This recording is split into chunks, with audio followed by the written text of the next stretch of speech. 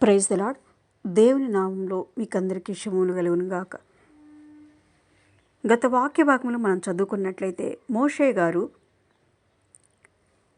హోరేబు పర్వతం మీద తన మందను మేపుకున్నప్పుడు యెహోవా దేవుడు ప్రత్యక్షమై మోషే గారితో ఏమంటారంటే, ఐగుప్తీయులు పెట్టుచున్న హింస నేను చూచాను, ఇజ్రాయెల్ మొర నాకు వినిపించింది, కాబట్టి నిన్ను ఫరో ఎదుగు పంపుతాను, ఇజ్రాయేలీలు నా ప్రజలను నీవు ఐగుప్తులోంచి తోడుకొని రావాలి అని చెప్పినప్పుడు మోషే గారు ఏమంటారంటే, ప్రభువా నేను వెళ్ళి యెహోవా దేవుడు నాకు ప్రత్యక్షమయ్యాడని చెప్పగా నా మాట వింటారా అని సందేహం వెలబుచ్చినప్పుడు యెహోవా దేవుడు ఒక 3 సూచక్రియలు చేయమని చెప్తాడు. మొదటిది ఏంటంటే, నీ చేతిలో ఉన్న కర్ర చాపితే, కర్రని కింద పడేస్తే, నేల మీద పడేసినప్పుడు అది పాముగా అవుతుంది, తిరిగి దాన్ని తోక పట్టుకున్నప్పుడు అది తిరిగి కర్ర అవుతుంది అని మొదటి సూచక్రియ. రెండవ సూచక్రియ ఏంటంటే, నీ చేతిని నువ్వు రొమ్ము మీద ఉంచుకుంటే అది కుష్టుగలదై హిమంగా మారుతుంది, అది మళ్ళీ తీసినప్పుడు అది నార్మల్గా ఉంటుంది. మూడవది ఏంటంటే, ఏటి నీళ్లు నువ్వు పొడి నేల మీద పోసినప్పుడు కొంచెం తీసుకొని అవి రక్తం అవుతాయి అని చెప్తారంట. ఈ 3 సూచక్రియలు నువ్వు ముందు చేసినప్పుడు వారు నమ్ముతారు అని అన్నారంట. తర్వాత 4వ నిర్గమకాండము 4వ అధ్యాయము 10వ వచనం చూసినట్లయితే, అప్పుడు మోషే, ప్రభువా ఇంతకు మునుపైనను నీవు నీ దాసునితో మాట్లాడినప్పుడు నేను మాట నేర్పరిని కాను, నేను నోటి మాంద్యము నాలుక మాంద్యము కలవాడనని యెహోవాతో చెప్పగా, ఇంకా మోషే గారు ఏమంటే, ప్రభువా ఇందాకటి నుంచి నా మాటలు వింటున్నారు కదా మీరు, నాకు అంత మాట్లాడే శక్తి లేదు, మాటకారితనం లేదు, నేను నోటి మాంద్యం కలవాడిని, నాలుక మాంద్యం కలవాడిని అని చెప్తున్నప్పుడు 11వ వచనం చూసినట్లయితే, యెహోవా మానవునికి నోరిచ్చిన వాడెవడు, మూగవాన్నే కానీ చెవిటివాన్నే కానీ దృష్టిగల వానినే కానీ గ్రుడ్డివాన్నే కానీ పుట్టించిన వాడెవడు, యెహోవానైన నేనే కదా. దేవుడు చెప్తున్నారు, ఎందుకు భయపడుతున్నావు నువ్వు, అసలు మానవునికి నోరిచ్చింది ఎవరు, మాట్లాడే వాళ్ళని సృష్టించింది నేనే, మూగవారిని సృష్టించింది నేనే, వినగల వారిని సృష్టించింది నేనే, వినలేని చెవిటి వారిని సృష్టించింది నేనే, అలాగే గ్రుడ్డి వారిని చూపులేని వారిని సృష్టించింది నేనే, చూపుగల వారిని కూడా ఈ లోకంలో సృష్టించింది నేనే కదా. నువ్వెందుకు భయపడుతున్నావు, యెహోవాయైన నేనే కదా, కాబట్టి వెళ్ళుము, నేను నీ నోటికి తోడయుండి నీవు ఏమి పలుకవలసింది నీకు బోధించదనని అతనితో చెప్పగా, నువ్వేం మాట్లాడాలో రాజుగారి సమక్షంలో నేను చెప్తాను, నీకెందుకు భయం, వెళ్ళు అన్నప్పుడు 13వ వచనం చూడండి. అందుకు అతడు, అయ్యో ప్రభువా నీవు పంపదలిచిన వారిని పంపుమనగా మోషే గారు అన్నారు, దేవుడా నాకెందుకయ్యా, నన్నెందుకయ్యా, ఇంకొకనన్నా పంపుకోకూడదా అని అన్నప్పుడు 14వ వచనం, ఆయన మోషే మీద కోప్పడి, యెహోవా దేవుడికి చాలా కోపం వస్తుంది, ఎందుకంటే సూచక్రియలు చెప్పారు, నువ్వు వెళ్ళు, నేనున్నాను, నీ నోటికి నేను మాట అందిస్తాను, నువ్వేం మాట్లాడాలో ఆ జ్ఞానం నేను నీకు ఇస్తాను, నేను తోడయ్యున్నాను, నీకు సూచక్రియలు చెయ్యి అని చెప్పినా కూడా ఇంకా దేవుడా ఇంకా నేను ఎక్కడ చేయలేదులే దేవుడా ఇంకెవరిని పంపించు అన్నప్పుడు దేవుడికి చాలా కోపం వచ్చిందంట. ఆయన మోషే మీద కోపపడి, లేవీయుడు నీ అన్నయ్యన అహరోను లేడా, అతడు బాగా మాట్లాడగలని నేను ఎరుగుదును, ఇదిగో అతను నేను ఎదుర్కొని వచ్చుచున్నాడు, అతనిని చూచి తన హృదయమందు సంతోషించును, నీవు అతనితో మాట్లాడి అతని నోటికి మాటలు అందించవలను, నేను నీ నోటికిని అతడి నోటికి తోడయిందును, మీరు చేయవలసిన దాన్ని మీకు బోధించదును, అతడే నీకు బదులుగా జనులతో మాట్లాడును, అతడే నీకు నోరుగా ఉండను, నీవు అతనికి దేవుడుగా ఉండు, నీ కర్రను చేత పట్టుకొని దానితో ఆ సూచక్రియలు చేయవాలని చెప్పిన. ఇంకా యెహోవా తనకి చాలా కోపం వచ్చేసింది, ఎందుకు ఇలా మాట్లాడుతున్నావు, నేను తోడు ఉన్నాను కదా. తర్వాత మీ అన్నయ్య ఉన్నాడు కదా అహరోను, ఎక్కడున్నారు వీళ్ళందరూ అన్నయ్య వాళ్ళు, మోషే మొదట ఎక్కడున్నాడు, ఐగుప్తు దేశంలో జన్మించాడు. ఐగుప్తు దేశంలో జన్మించినప్పుడు తనకి ముందు ఒక అన్న అక్క అహరోను మిరియం ఇద్దరు ఉన్నారు.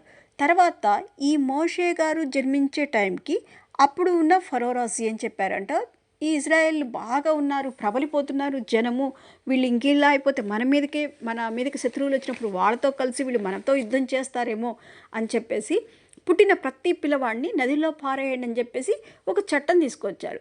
ఆ టైంలో ఆ చట్టం అమలు ఉన్న టైంలో ఈ మోషే గారు పుట్టినప్పుడు మోషే గారి తల్లి ఏం చేసింది, కొన్ని నెలలు 3 నెలలేమో తన ఇంట్లో పెట్టుకొని తర్వాత జమ్ముపేటలో పెట్టేసి నదిలో వదిలేసినప్పుడు ఆ యువరాణి చూసి ఈ బాబు బాగున్నాడని చెప్పి పెంచుకొని పెద్దయిన తర్వాత ఒక రాజు వాళ్ళ ఇంట్లోనే పెరిగాడు. వీళ్ళ జనాంగానికి, తన ప్రజలకు, తన తల్లిదండ్రులకు, తన సహోదరులకు వీళ్ళందరికీ దూరంగానే రాజ కుటుంబీకులతో కలిసి పెరిగాడు మోషే గారు. పెరిగిన తర్వాత ఏమైంది, ఒకసారి బయటకు వచ్చి ఒకసారి బయటకు వచ్చినప్పుడు ఈ ఐగుప్తీయుడు తన వంశం వాళ్ళని హెబ్రీలు కొడుతున్నప్పుడు చూసి కోపం వచ్చి ఆ ఐగుప్తుడిని చంపి ఇసుకలో పాతి పెడతాడు. అది ఎవరు చూడలేదనుకుంటారు. నెక్స్ట్ డే అది బయటపడుతుంది. బయటపడినప్పుడు భయపడిపోతాడు. అది తీరా రాజు దగ్గరికి చేరి తన్ని చంప చూస్తాడు. మా ఇంట్లో పెరిగి మాతో ఉండి మా ఐగుప్తుడిని చంపేశాడని కోపం వచ్చేసి చంప చూసినప్పుడు అప్పుడు అక్కడి నుంచి మోషే గారు పారిపోయారు. ఐగుప్తు దేశం నుంచి పారిపోయి ఎక్కడికి వచ్చారంటే మిద్యాన దేశంకి వచ్చారు. మిద్యాన దేశంకి వచ్చి అక్కడ బావి దగ్గర కూర్చొని అప్పుడు సిప్పోరా వస్తుంది. సిప్పోరా వచ్చినప్పుడు తనకు నీళ్ళిచ్చి నీళ్ళన్నీ చేది దాని మందకు పోసేసిన తర్వాత వాళ్ళ ఇంటికి వెళ్ళేసి వాళ్ళ ఇంట్లో ఉంటూ ఇత్రో గారి ఇంట్లో ఉంటూ తర్వాత ఆ అమ్మాయి సిప్పోరానే మ్యారేజ్ చేసుకొని అక్కడ ఇద్దరు కుమారులను కానీ అక్కడే ఉంటూ ఉంటాడు. తను అక్కడ ఉంటూ తన మందను మేపుకొంచు ఇప్పుడు హోరే పర్వతం మీదకి మందను మేపుకోవడానికి వచ్చినప్పుడు ఇక్కడ దేవుడు మాట్లాడమంటే ఇప్పుడు దేవుడు చెప్తున్నాడు, మీది ఇక్కడ కాదు కదా, నువ్వు ఐగుప్తు దేశానికి వెళ్ళు. ఐగుప్తులో ప్రజలంతా ఉన్నారు, ఇజ్రాయెల్ అంతా ఉన్నారు. వాళ్ళని అక్కడ రాజు హింస పెడుతున్నారు. ఆ ఇజ్రాయెల్ చేసే మొర నాకు వినిపించింది కాబట్టి నేను వారిని రక్షించాలనుకుంటున్నాను. అక్కడి నుంచి పాలు తేళ్లు ప్రవహించే దేశానికి వారిని తరలించాలనుకుంటున్నాను. సో నువ్వు వెళ్ళేసి అక్కడ రాజుతో మాట్లాడి ఇజ్రాయెల్ అందరినీ విడిపించుకోనరా. నువ్వు నోటు మాంద్యమని నువ్వు భయపడుతున్నావు కదా, నీకు మీ అన్నయ్య ఉన్నాడు కదా, మీ అన్నయ్య నీకు తోడుగా వేసినాను. నువ్వేం చెప్పాలంటే మీ అన్నయ్యతో చెప్పు, మీ అన్నయ్య జనులతో మాట్లాడతాడు అని చెప్పి దేవుడు అక్కడికి వెళ్ళిన తర్వాత ఈ సూచక్రియలు కూడా చేయి అని దేవుడు ధైర్యం ఇచ్చారన్నమాట. అటు తర్వాత మోషే బయలుదేరి తన మామయ్యని ఇత్రో వద్దకు వెళ్ళి, సెలవైన ఏళ్ళ నేను ఐగుప్తులో ఉన్న నా బంధువుల ఎద్దుకు మరలా పోయి వారింక సజీవులై ఉన్నారేమో చూచెదనని అతనితో చెప్పగా ఇత్రో క్షేమంగా వెళ్ళమని మోషతో అనను. ఇంకా తప్పదు నాకు అనుకొని సరే ఇంకా అక్కడి నుంచి ఇత్రో అని మామగారి దగ్గరికి వెళ్ళేసి చెప్పాంట, నేను చాలా సంవత్సరాలు అయిపోయింది, ఎప్పుడో యుక్త వయసులో వచ్చేసాను అక్కడి నుంచి. ఇప్పుడు పెద్దవాళ్ళని ఇంకా పిల్లలు పుట్టేసినారు కదా, మ్యారేజ్ అయ్యి పిల్లలు పుట్టి ఇన్ని సంవత్సరాల నుంచి కూడా తన దేశంలో తన వాళ్ళని ఎవరిని కలుసుకోలేదు మోషే గారు. సో వాళ్ళు బ్రతికి ఉన్నారో చనిపోయారో కూడా నాకు తెలియదు, నేను వెళ్ళి ఒకసారి వాళ్ళని కలిసి వస్తాను అని చెప్పి, కానీ ఇలా దేవుడు ప్రత్యక్షమైన విషయం మాత్రం చెప్పలేదన్నమాట.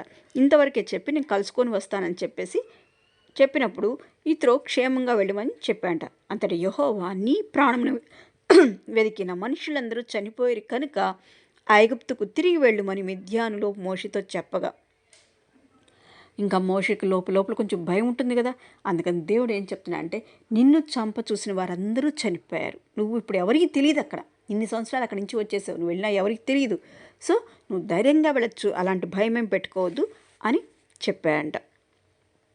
మోషే తన భార్యను తన కుమారులను తీసుకుని గాడిద మీద నెక్కించుకొని ఐగుప్తునికి తిరిగి వెళ్ళను. ఇక వెంటనే తన భార్యని తన కుమారులను తీసుకొని తను ఐగుప్తుకి ప్రాణమైపోయాడు. మోషే దేవుని కర్రను చేత పట్టుకొని పోయాను. అప్పుడు యెహోవా మోషేతో ఇట్లను, నీవు ఐగుప్తునందు తిరిగి చేరిన తర్వాత చేయుటకు నేను నీకిచ్చిన మహత్కారములను ఫరో ఎదుట చేయవలెను సుమీ. అయితే నేను అతని హృదయమును కఠినపరచుదును, అతడు ఈ జనులను పోనీయడు. ఏం చెప్తున్నా అంటే, నువ్వు అక్కడికి వెళ్ళిన తర్వాత నేను చెప్పిన సూచక్రియలన్నీ మొత్తం కూడా నువ్వు తప్పకుండా ఆ రాజు ఎదుట, ఫరో రాజు ఎదుట నువ్వు చేయాలి. కానీ అతని హృదయం నేను కఠినపరుస్తాను కాబట్టి అతను జనులను పోనివ్వడు. దేవునికి 3 దినాలు ప్రయాణం చేసినంత దూరం వెళ్ళి మేము దేవునికి బలి అర్పించాలి అని వీళ్ళు అడగడానికి వెళ్తారు కదా, దానికి నేను పోనివ్వను అని చెప్తారు. ఎందుకు పోనివ్వనంటే, చాలా సంవత్సరాలు ఈ రాజులు ఇజ్రాయెల్ని, దేవుని పిల్లల్ని బాగా కష్టపెట్టారన్నమాట. అందుకని మరి ఇంతగా తన బిడ్డల్ని కష్టపెట్టినప్పుడు దేవుడు ఊరుకోడు కదా, మరి వాళ్ళకు ఎంత తన బిడ్డల్ని కష్టపడే అంత కష్టం వాళ్ళకు కూడా ఇవ్వాలి కదా. అందుకని దేవుడు అతని హృదయము కఠినపరుస్తాను, నువ్వు అడిగినా కూడా అతన్ని హృదయం కఠినపరిచి పోనివ్వకుండా చేస్తానని అన్నాడంట. అప్పుడు నీవు ఫరోతో, ఇజ్రాయేలు నా కుమారుడు, నా జ్యేష్ఠపుత్రుడు, నన్ను సేవించినట్లు నా కుమారుని పోనిమ్మని నీకు ఆజ్ఞాపించుచున్నాను. వాని పంపనల్లని ఎడల ఇదిగో నేను నీ కుమారుని, నీ జ్యేష్ఠపుత్రుని చంపెదనని యెహోవా సెలవిచ్చుచున్నాడని అతనితో చెప్పమను. ఇంకా దేవుడు ఏం చెప్తున్నా అంటే, మోషే నువ్వు వెళ్ళి చెప్పి, నువ్వు మీ అన్నయ్యతో కలిసి వెళ్ళి రాజుగారి ముందు ఇవన్నీ మాట్లాడినప్పుడు ఈ మహత్కార్యం చేసినా కూడా అతని హృదయం నేను కఠినపరుస్తాను. సో అతను మీకు పర్మిషన్ ఇవ్వడు వెళ్ళడానికి. అప్పుడు నువ్వేం చెప్తావంటే, మమ్మల్ని వెళ్ళనీకపోతే దేవుడు నీ జ్యేష్ఠ కుమారుడిని చంపేస్తానని చెప్పమన్నారు మీరు అని చెప్పుము అని చెప్పాడంట. దేవుడు మిమ్మల్ని అందరినీ ఆశీర్వదించి దీవించునుగాక. ఆమెన్.